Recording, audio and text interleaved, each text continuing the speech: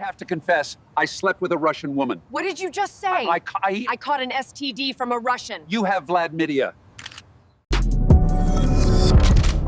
What's up, guys? It's Benny. I am here reporting to you breaking news that Bill Gates remains the world's biggest scumbag and confirmed that he was the world's biggest scumbag. Could you imagine having Jeffrey Epstein tell the world what a dirtbag you are? And that's exactly what happened in the Jeffrey Epstein emails, where he revealed that Bill Gates allegedly gave his wife an STD because he was sleeping with too many Russian hookers that were procured for him by Jeffrey Epstein. Now, Bill Gates has come out and finally broken his silence on these world-shattering allegations. This is a news story, of course, that went around the globe a couple times over, and many people are like, we already knew that guy was a piece of garbage.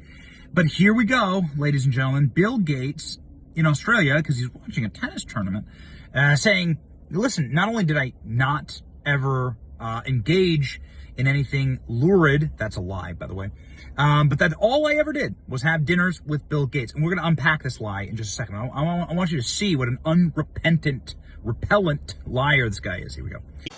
It's a $100 billion handshake. How are you? Thank you. Bill Gates back in Australia committing his money to medicine. But as we sat down, the world was gripped in the latest round of accusations from the Epstein files. Yeah, I met Jeffrey in 2011. The focus was always, he knew a lot of very rich people, and he was saying he could get them to give money to global health. You know, in retrospect, that was a dead end, and I was foolish to spend time with him. I was one of many people who regret ever knowing him. Tonight, the demand for answers include from his former wife. Those questions are for those people and for even my ex-husband. They need to answer to those things, not me. You've no doubt seen the allegations, including some of them from the last 24 to 48 hours. Are they true? No, apparently Jeffrey wrote an email to himself. That email was never sent. The email is, false. So I don't know what his thinking was there. It just reminds me, every minute I spent with him, I regret and I, apologize that I did that. The problem is some of the things that he has sent and some of the information about other people that has come up in those files has been true. Why would he do this and say this about you, do you think? It's factually true that I was only at dinners. I never went to the island. I never met any women. And so, the more that comes out, the more clear it'll be that although the time was a mistake, it had nothing to do with that kind of behavior. Okay, there's too much there to break down, and we gotta pause the video a million times. Let's jump into it. So Bill Gates says all I ever did was go to dinners with this guy. There's no Russians, there are no young girls. That's not true.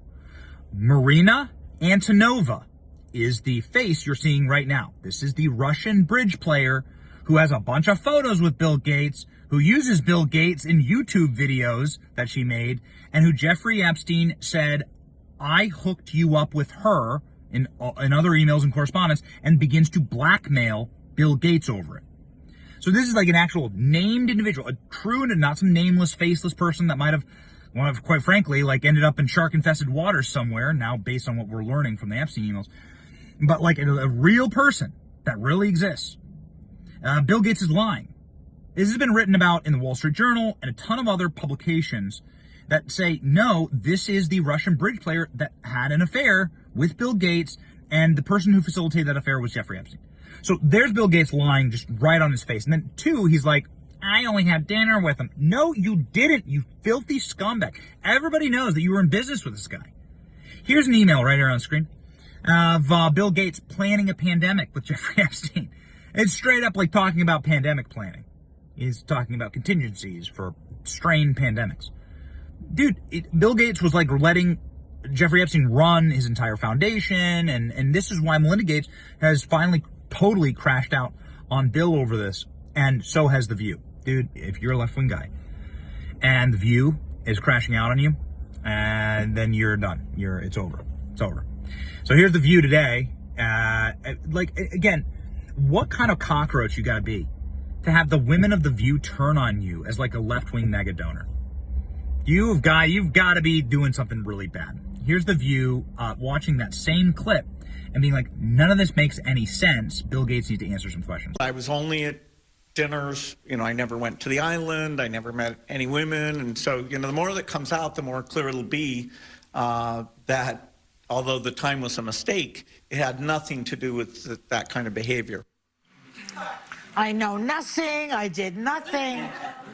Well, Melinda said that Bill needs to answer to questions about these allegations. As we keep saying, they all need to answer about these allegations. And do you think his denials in the interview are enough? No, I mean, people can read what the Department of Justice itself released in terms of the Epstein files and Bill Gates. It's written right in the emails, and I do think that he needs to answer to it.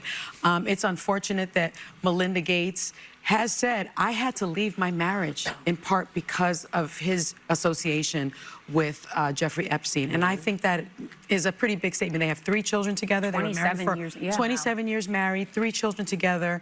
And the fact that someone says, I understand that Bill Gates is denying the Epstein emails and says that they are completely false.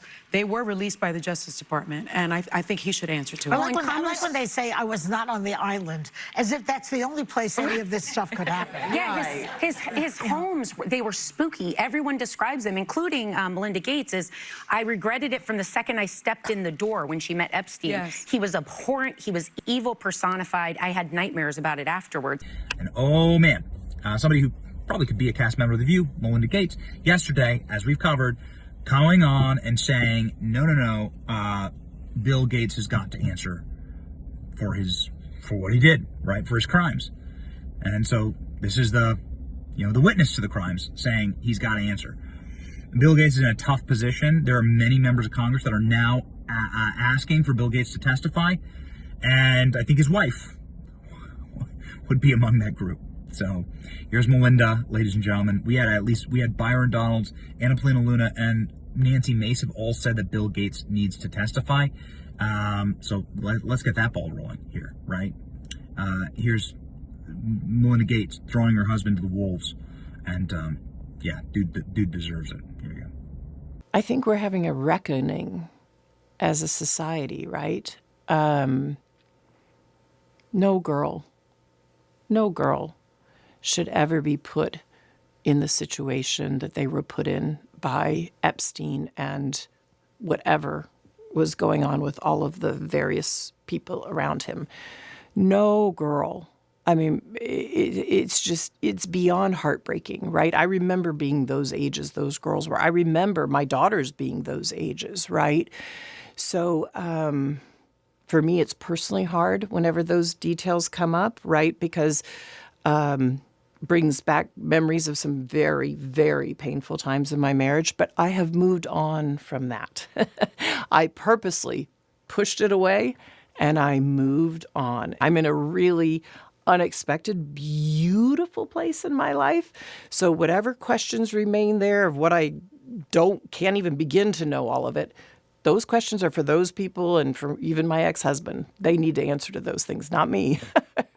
Well, and I am so happy to be away from all the muck. I wonder what your dominant emotion is when you read these news articles. Just unbelievable sadness. Unbelievable sadness, right? And again, I'm able to take my own sadness and look at those young girls and say, my God, how did that happen to those girls, right? And so for me, it's just sadness for, I left my marriage. I had to leave my marriage. I wanted to leave my marriage. I had to leave I felt I needed to eventually leave the foundation. So it's just sad. And it's kind of like, at least for me, I've been able to move on in life. And I hope there's some justice for those now women, right? We see them standing up in front of microphones in D.C. What they went through is just unimaginable, I think.